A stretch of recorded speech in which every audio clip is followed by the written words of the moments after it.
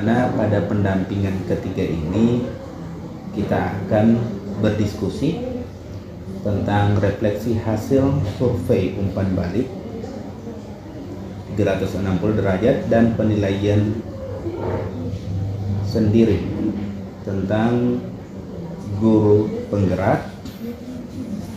Kemudian yang kedua adalah diskusi rencana menerapkan pembelajaran sosial emosional.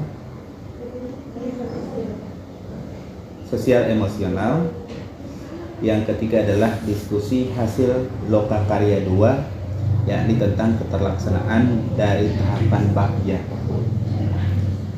Nah, baik, jadi mungkin ini 3 hal yang akan kita diskusikan selama 3 jam ke depan ini. Bisa dipahami ya? Oke. Nah, sekarang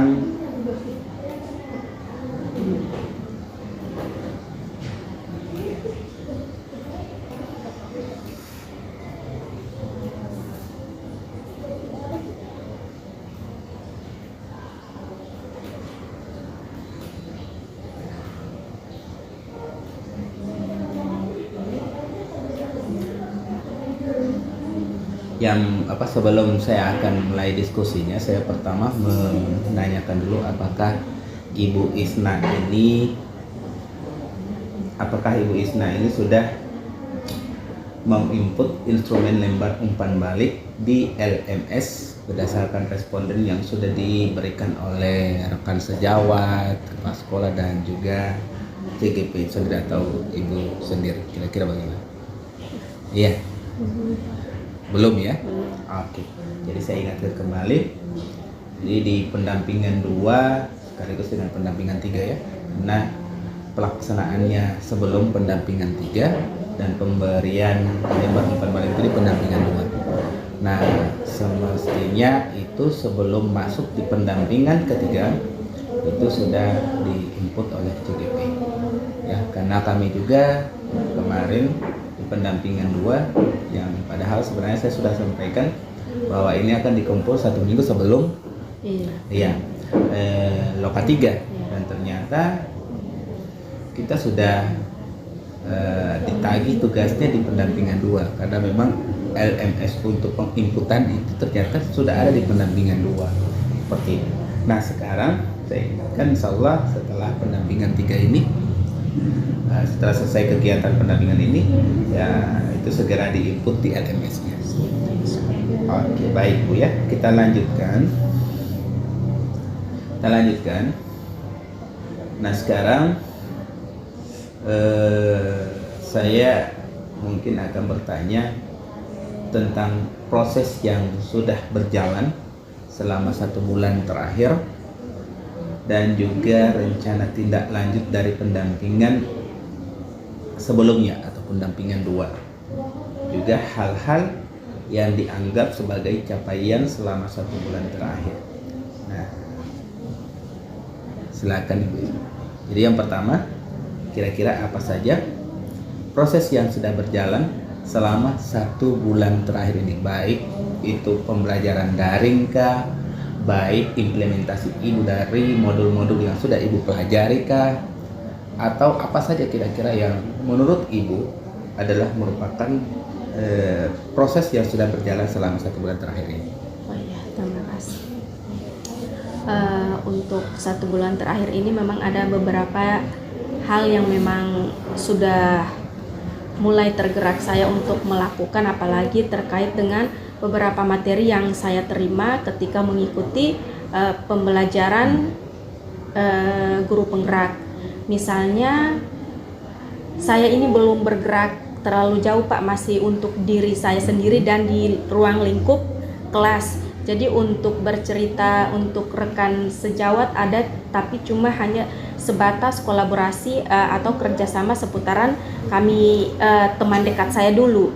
Karena memang saya akui belum cerita tentang kompetensi, saya rasa belum mumpuni kompetensi saya terkait dengan menebarkan apalagi menggerakkan teman-teman di sekitar saya. Jadi saya memulai dari diri saya sendiri, tentu dengan ada ilmu-ilmu yang sudah saya pelajari selama mengikuti guru penggerak. Misalnya ketika berhadapan dengan peserta didik, karena di situ kan saya cenderung lebih lama menghadapi peserta didik, itu cenderung lebih sering dan lebih lama dengan mereka. Jadi saya memulai dari diri saya sendiri dulu. Ketika pada materi di modul 2, di situ kan ada pembelajaran tentang posisi diri.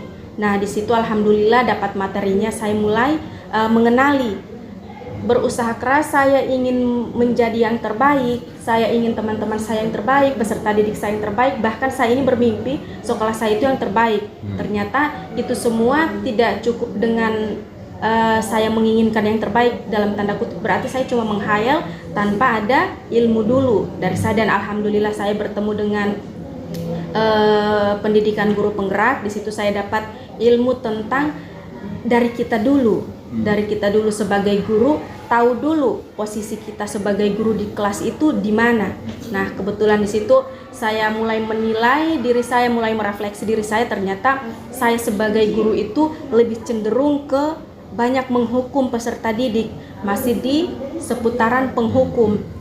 Kemudian dalam waktu dekat ini, sebelum bulan Juni kan, itu kan sudah saya terima sebelumnya, dan di sekitaran bulan Juni alhamdulillah saya masih bersama dengan peserta didik, sudah mulai bergeser itu sebagai guru penghukum. Saya mulai menjadi posisinya sebagai teman daripada peserta didik, dan saya rasa itu tidak menguras energi saya. Ketika saya kemarin, saya tahu persis bahwa ternyata posisi saya sebagai penghukum menguras energi saya, dan itu akan berakibat negatif kepada peserta didik, karena kegiatan saya tersebut ternyata hanya akan mendorong peserta didik ke arah yang gagal. Jadi saya tidak menemukan peserta didik yang positif.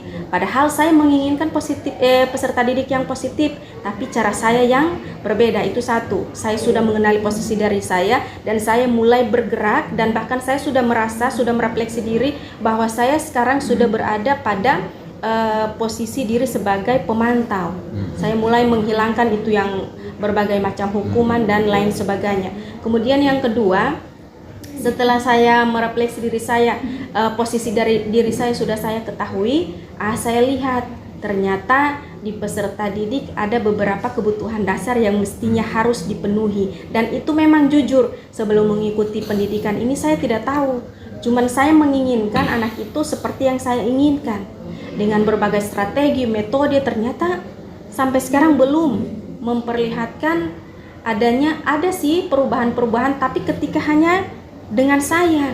Tapi ketika peserta didik itu saya lepas atau saya tidak hadir, maka mereka akan kembali ke habitat mereka. Mereka yang suka buang sampah sembarangan, suka teriak-teriak. Tapi kalau ketika dengan saya, mereka buang sampah tidak sembarangan, mereka rapi, disiplin, dan itu hanya ketika ada saya. Nah, dari situ saya mulai belajar tentang kebutuhan dasar peserta didik. Mungkin ada sebelum pembelajaran dimulai, saya mulai melakukan refleksi dulu terlebih dahulu. Saya ingin menanyakan, saya saja masuk di kelas kemarin, sebelum masuk di kelas menanyakan kabar, apa kabar, baik, sudah, cuma sampai di situ. Nah, ketika saya memperoleh ilmu di guru penggerak ini, mulai saya kelola emosi anak-anak. Saya harus tahu dulu sebelum pembelajaran dimulai, saya harus tahu dulu bagaimana keadaan mereka, bukan sekedar kabar mereka, tapi emosi mereka. Apakah mereka hari ini benar-benar bahagia? Apakah hari ini mereka benar-benar nyaman atau aman berada di kelas selama dengan saya? Nah, di situ ternyata ada beberapa siswa yang memiliki masalah di dalam kelas, bukan dari siswa, cuman memang saya akui bahwa di situ kekurangan saya, bahwa saya belum mengetahui kebutuhan dari peserta didik tersebut. Makanya di pembelajaran, alhamdulillah di bulan Juni memang belum melakukan, tidak ada pembelajaran di bulan Juni, cuma langsung masuk pada penilaian akhir semester. Tapi di dalam kelas itu saya sudah mulai melakukan peserta didik, menghilangkan itu ketidaknyamanan peserta didik di dalam kelas. Pernah sempat di pendampingan 1, pendampingan 2, saya selalu mengangkatkan siswa yang diam, tidak tahu entah dia senang kah, dia bahagia, pokoknya diam saja di dalam kelas. Nah, mulai saya dekati, saya cerita panjang lebar dengan dia, kemudian saya lebih banyak mendengarkan cerita dari siswa tersebut, dan alhamdulillah dengan ilmu kemarin kemudian saya telah terapkan, alhamdulillah siswa tersebut sudah berani. Memang kepada teman-temannya memang belum memperlihatkan, tapi kepada saya alhamdulillah siswa tersebut sudah berani mendekat dengan saya, sudah berani bercerita, ibu saya tadi malam ada pergi antar makanan yang orang ada pesan, padahal itu tidak pernah terjadi di waktu-waktu sebelumnya. Dan alhamdulillah ketika saya menerapkan beberapa materi, beberapa ilmu yang saya temukan di selama pendidikan, itu sudah memperlihatkan beberapa perubahan. Oke, jadi itu adalah beberapa proses ya, ataupun mungkin capaian yang sudah sekaligus Ibu Isna jawab tadi. Hanya proses, capaian, tapi juga sudah sekaligus dengan hal yang sudah yang capaian selama 1 bulan terakhir yang sudah Ibu lakukan. Nah sekarang saya mungkin akan bertanya tentang tindak lanjut dari pendampingan sebelumnya. Pada pendampingan sebelumnya itu kan mungkin Ibu masih ingat apa saja yang kita bahas pada pendampingan sebelumnya. Jadi mengenai tentang visi misi kan, kemudian juga yang kedua adalah visi misi, prakarsa tahapan. Iya, prakarsa tahapan baru, juga dengan mengkomunikasikan itu ya. Nah mungkin ada hal yang sebenarnya yang diharapkan ketika setelah selesai di pendampingan 2 itu, yang mana pertama adalah guru penggerak tersebut itu dia menerapkan tahapan bakja, gitu kan. Kemudian yang kedua juga bakja apa yang kemarin ini diskusi tentang modul ya, modul 1.4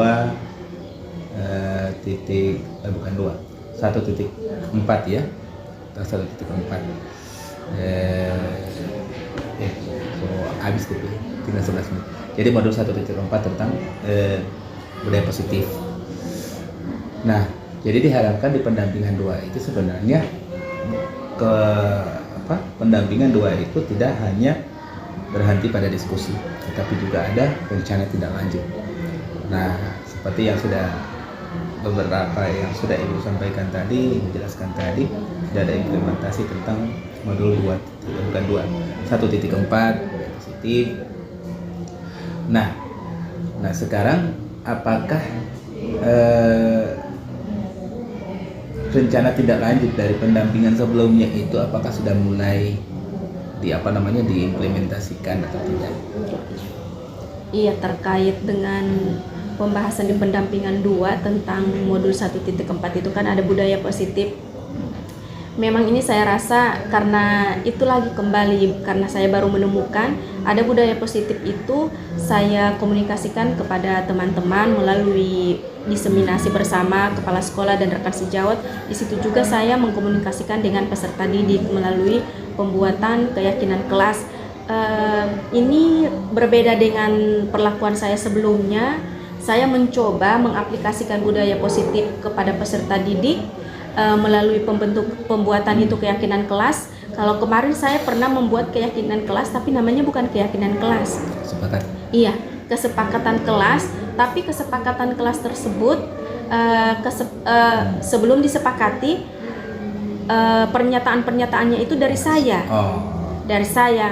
Jadi di kelas ini tidak ada yang boleh buang sampah sembarangan, ditulis. Nah, saya melihat hal-hal yang terjadi di dalam kelas yang tidak saya sukai, misalnya tidak boleh datang terlambat, tidak boleh membuang sampah sembarangan, kemudian harus menyelesaikan piket, itu semua kemarin. Dan setelah saya menemukan pembelajaran, bertemu dengan materi di modul 1.4 tentang budaya positif, alhamdulillah bagaimana kita menerapkan budaya positif melalui tadi pembuatan keyakinan kelas. Kemudian setelah saya lihat, saya terapkan, saya implementasikan kepada peserta didik, ternyata pembuatan keyakinan kelas ada langkah-langkahnya. Misalnya mungkin dengan mengajak peserta didik itu terlibat, karena saya melihat kemarin itu ada keterlibatan peserta didik tapi belum semua. Nah, di pembentukan keyakinan kelas kali ini, saya mengajak peserta didik untuk terlibat sama-sama dengan saya untuk membuat satu keyakinan kelas yang guru dan peserta didik itu sama-sama menyepakati. Nah, pernyataan-pernyataan yang saya ambil dalam keyakinan kelas tersebut saya serahkan kepada peserta didik. Jadi di situ saya menempelkan kertas plano, kemudian membagikan sticky note kepada peserta didik, dan setiap peserta didik itu yang menerima sticky note semuanya harus menuliskan kira-kira peraturan-peraturan yang harus dilaksanakan di kelas ini apa saja. Maka dari 25 peserta didik itu menempelkan beberapa peraturan-peraturan di kelas, dan ternyata peraturan-peraturan itu beragam. Nah, dari peraturan-peraturan yang peserta didik tuliskan melalui sticky note, di situ saya sebagai guru ternyata tidak harus mengambil langsung pernyataan-pernyataan dari peserta didik. Namun saya di situ sebagai guru harus mengubah peraturan-peraturan sekolah yang dituliskan oleh peserta didik menjadi kalimat yang lebih positif agar bisa membentuk satu keyakinan kelas. Maka di situ dari beberapa tulisan-tulisan peserta didik, saya mengambil satu peraturan yang mungkin ada peserta didik yang sama menuliskannya, satu peraturan, kemudian satu peraturan tadi dalam bentuk pernyataan saya buat dalam kalimat positif dan saya tuliskan pada satu keyakinan kelas menjadi poin nomor 1. Nah, di poin pertama saya serahkan, tidak langsung saya bungkus itulah keyakinan yang pertama, tidak, langsung saya serahkan kepada peserta didik. Bagaimana untuk poin 1? Kan masih banyak kan peserta didik yang menuliskan tidak boleh makan di dalam kelas, maka itu pernyataan tersebut saya ubah ke kalimat yang lebih positif dengan poin pertama, ketika makan hanya bisa dilakukan ketika jam istirahat berlangsung. Boleh, maka semua peserta didik nanti akan sama-sama sepakat dengan tidak, mereka sama-sama menjawab boleh ibu, ya ibu. Maka kalau sudah semua sepakat atau tidak, mana yang belum sepakat, tidak ada yang mengangkat tangan, maka itu saya bungkus sebagai keyakinan kelas yang pertama. Begitu juga seterusnya. Oke, baik ya. Jadi itu merupakan tindak lanjut ya dari pendampingan sebelumnya, yaitu tentang materi budaya positif ya, khususnya untuk membuat keyakinan kelas. Oke, jadi mungkin saya di sini cuma sekedar satu mungkin menyampaikan apresiasi untuk ibu atas apa yang sudah ibu pelajari dan juga ibu sudah implementasikan mengenai materi-materi yang sudah dipelajari di modul, baik modul saat ini dan juga mungkin modul sebelumnya, khususnya modul yang sudah ibu jelaskan, yaitu modul 1.4 ya, tentang budaya positif. Nah, sekarang mungkin kita akan lebih fokus lagi, kita lewati untuk bagian asesmen mandiri. Saya akan minta dalam bentuk tertulis saja itu ya. Nah, sekarang kita fokus pada modul 2.2. Tapi walaupun kita sudah walaupun diskusi kita itu dia lebih membahas pada modul 2.2, itu juga bisa ibu artinya menyampaikan informasi-informasi ada kaitannya dari modul lain ya, yang ada kaitannya dengan modul 2.2. Nah, sekarang ingin saya tanyakan kepada ibu adalah kira-kira apa saja hal yang ibu sudah pelajari pada modul 2.2. Modul 2.2 tentang pembelajaran sosial dan emosional, Pak. Iya, silakan. Tentang pembelajaran sosial dan emosional.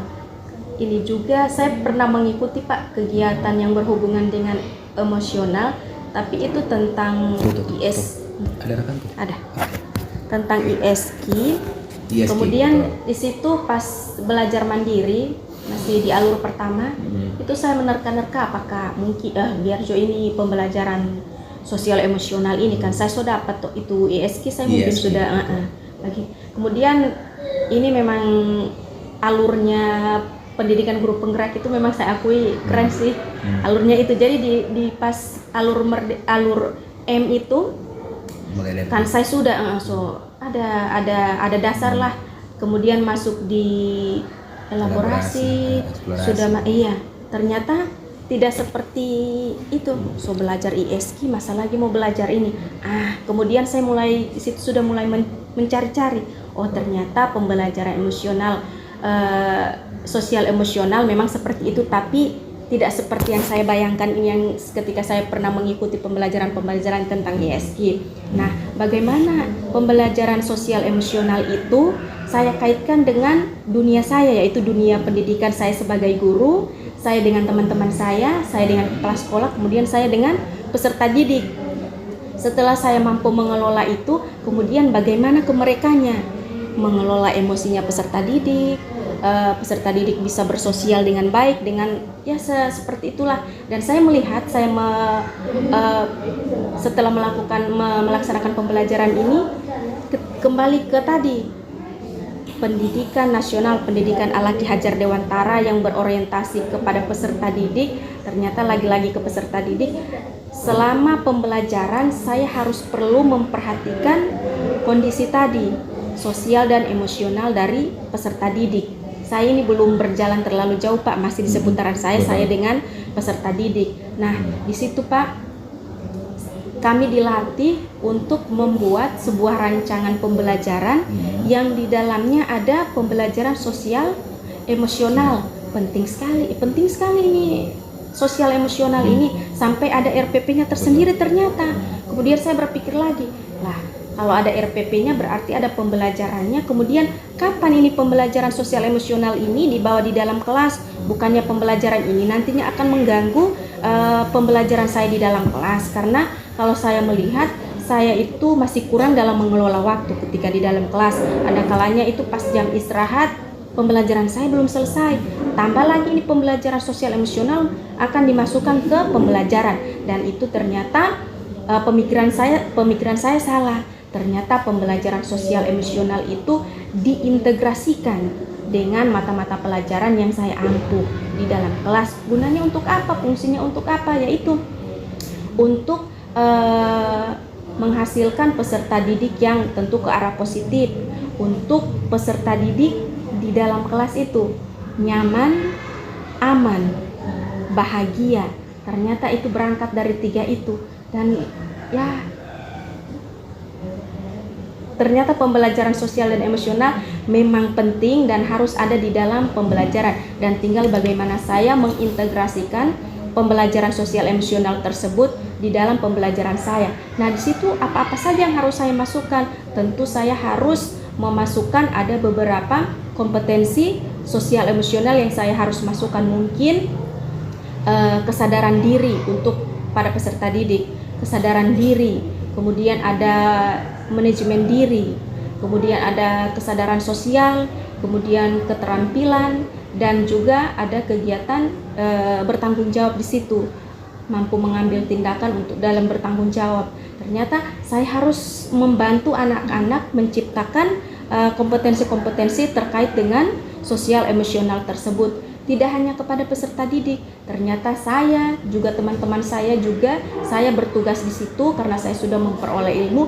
Bagaimana saya harus meningkatkan kompetensi sosial emosional tadi. Mungkin melalui apa? Mungkin belajarnya. Kira-kira apa yang perlu saya tingkatkan di situ? Kegiatan-kegiatan apa yang perlu saya lakukan sehingga meningkatkan kompetensi sosial emosional saya. Bukan cuma di bagian kompetensi belajar, di situ juga ada kolaborasinya, dan juga ada saya juga sebagai teladan di situ. Jadi di situ ada beberapa kegiatan yang harus saya lakukan guna memunculkan aspek sosial dan emosional. Misalnya di dalam kelas saya sudah memasukkan aspek tadi sosial dan emosional di dalam pelajaran, misalnya dengan ketika absen, biasanya kan saya absen, Israwati hadir. Sekarang saya ubah untuk memasukkan kompetensi sosial emosional tadi. Anak-anak sebelum ibu absen, jadi ibu absennya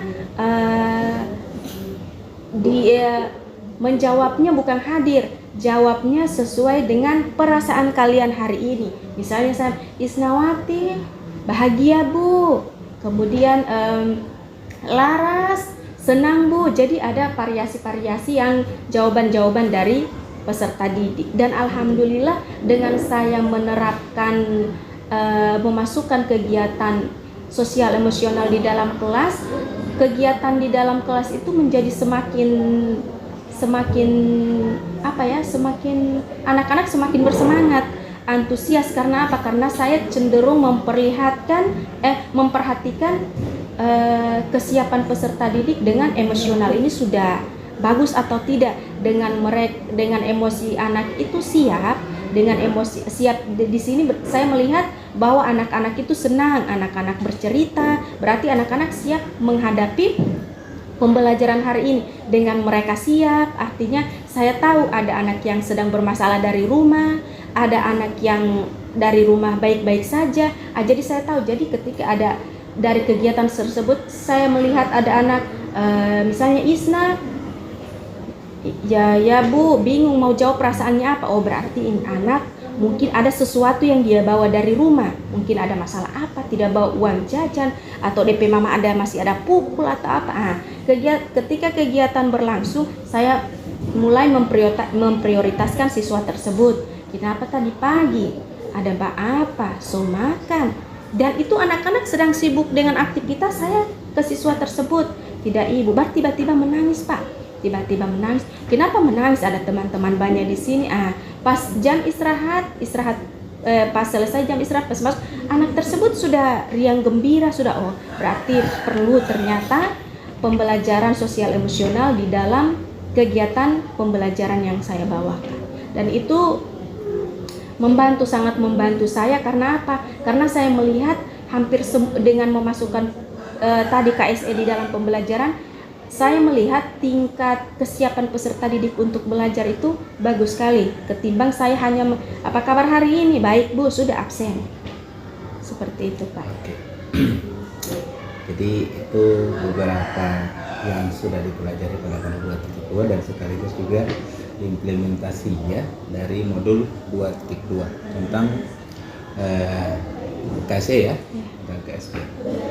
Nah ini juga mungkin perlu juga saya tambahkan sedikit bahwa KSE ini sebenarnya bukan hanya berlaku untuk siswa tapi juga untuk guru, tapi juga bukan hanya untuk guru.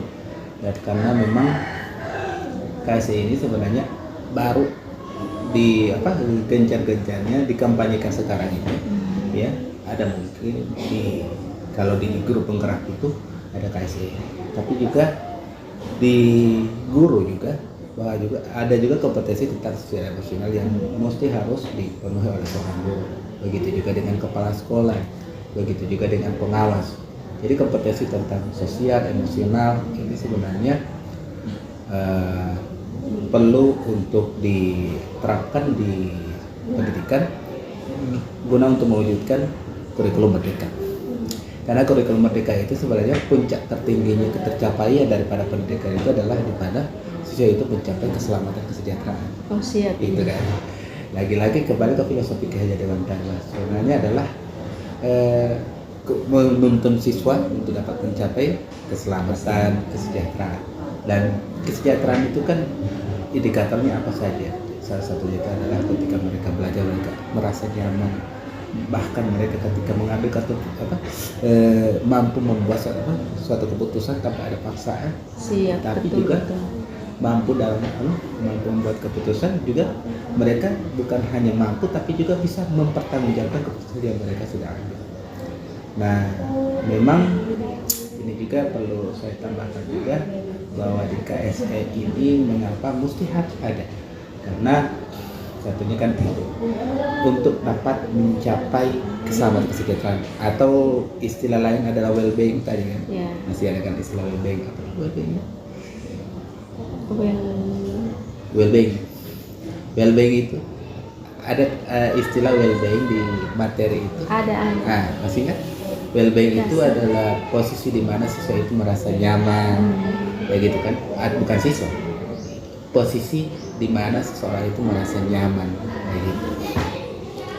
Nah, Jadi membangun mereka itu bukan cuma hanya dari segi kompetensi pengetahuan, tapi juga dari emosinya juga. Nah, jadi tugas guru memang bukan hanya membangun segi fisik atau segi pengetahuan, tapi juga ini ya kan.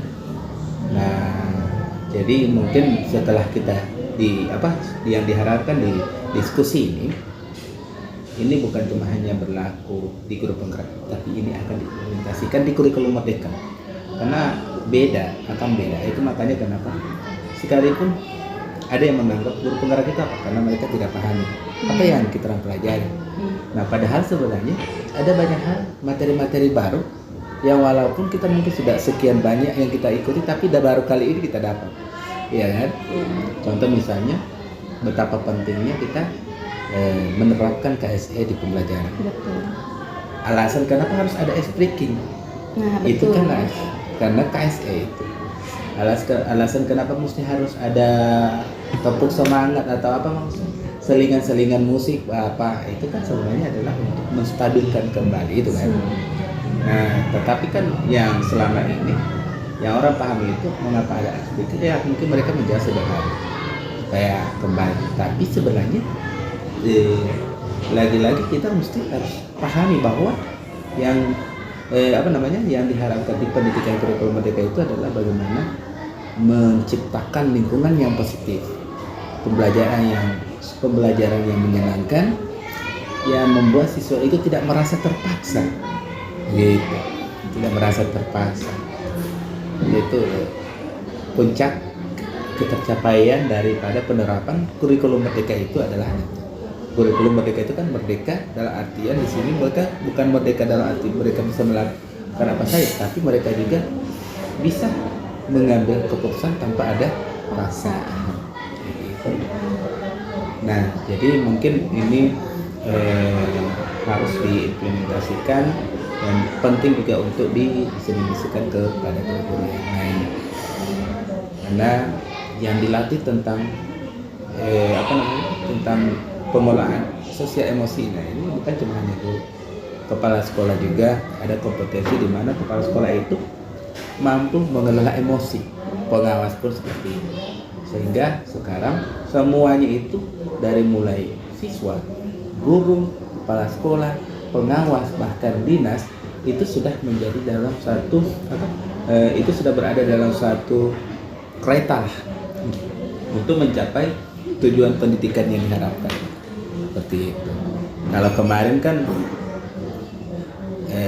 kita menerapkan kurikulum merdeka, tapi tugas fungsi daripada kepala sekolah masih ada mengendalikan. Kalau sekarang tidak lagi, kepala sekolah itu harus sudah menggunakan teknik coaching. Itu kan kemarin coba lihat saja pada SKP observasi kan, di situ sebenarnya penerapan tentang fungsi daripada seorang kepala sekolah, di mana kepala sekolah harus melakukan praobservasi dulu di SKP kemarin kan. Ada ya. Nah, praobservasi, kita menetapkan jadwal dan seterusnya. Baru yang kedua kita memilih, itu kan ada 3. Memilih itu kan kita orang bebas memilih yang mana dari 3 dari indikator yang ada, apa yang harus kita tingkatkan, itu dari kita. Baru setelah itu umpan balik dari kepala sekolah, refleksi dari ini. Jadi sebenarnya ke arah sana semua. Jadi semua dikendalikan, memberikan lingkungan pendidikan yang nyaman, bukan hanya kepada guru, tapi juga bukan cuma hanya kepada siswa, tapi juga kepala sekolah kepada guru, pengawas juga kepada kepala. Nah, artinya itu hanya sekedar bahwa pendidikan itu memang mengarah ke filosofi Ki Hajar Dewantara seperti itu. Nah, sekarang tadi Ibu kan sudah banyak menjelaskan tentang apa yang Ibu sudah pelajari di modul 2.2. Nah, kira-kira apakah sudah merencanakan atau membuat RPP-nya? Ada ya? Iya. Ada tidak kan? Ada tapi di laptop. Di laptop. Oh, tidak di print. Ambil kamar? Di laptop? Iya. Tidak apa? Kasih mati dulu itu. Kau pedang kamar. karena berdasarkan itu lagi kan jawabannya. Nah, jadi mungkin